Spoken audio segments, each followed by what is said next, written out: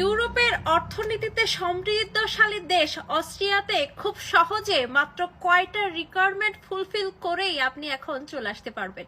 শুনতে চান কি রিকোয়ারমেন্ট গুলো? জাস্ট আপনাকে একটা ব্যাচেলার ডিগ্রি কমপ্লিট থাকতে হবে, আপনাকে সেই ব্যাচেলার ডিগ্রি মানে সাবজেক্ট রিলেটেড চাকরির অভিজ্ঞতা থাকতে হবে, এবং আপনার বয়স যদি 30 থেকে 40-এর মধ্যে হয়ে থাকে, মানে মোট কথা একদম মানে 40-এর কোঠায় থেকে থাকে, এবং আপনার যদি ইংলিশ প্রফিসিয়েন্সির কোনো যদি একটা সার্টিফিকেট থেকে থাকে, জাস্ট এই কয়টা যোগ্যতার মাধ্যমেই কিন্তু আপনি ইউরোপীয় ইউনিয়নের অন্তর্ভুক্ত দেশ অস্ট্রিয়াতে জব সিকার্স ভিসায় চলে আসতে পারবেন।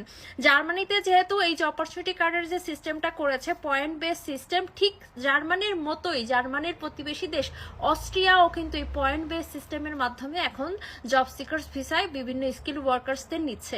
সেক্ষেত্রে আপনাকে 100-র মধ্যে 70 পয়েন্ট হলেই কিন্তু আপনি এলিজেবল। তো সেক্ষেত্রে আপনার যদি ইংলিশ প্রফিসিয়েন্সি টেস্টের কোনো রিপোর্ট নাও থেকে থাকে, শুধুমাত্র আপনার ব্যাচেলার ডিগ্রি এবং আপনার জব এক্সপিরিয়েন্স এবং আপনার বয়স, এই কয়টা ক্যাটাগরি দিয়েই কিন্তু আপনি 70 পয়েন্ট কমপ্লিট করতে পারেন।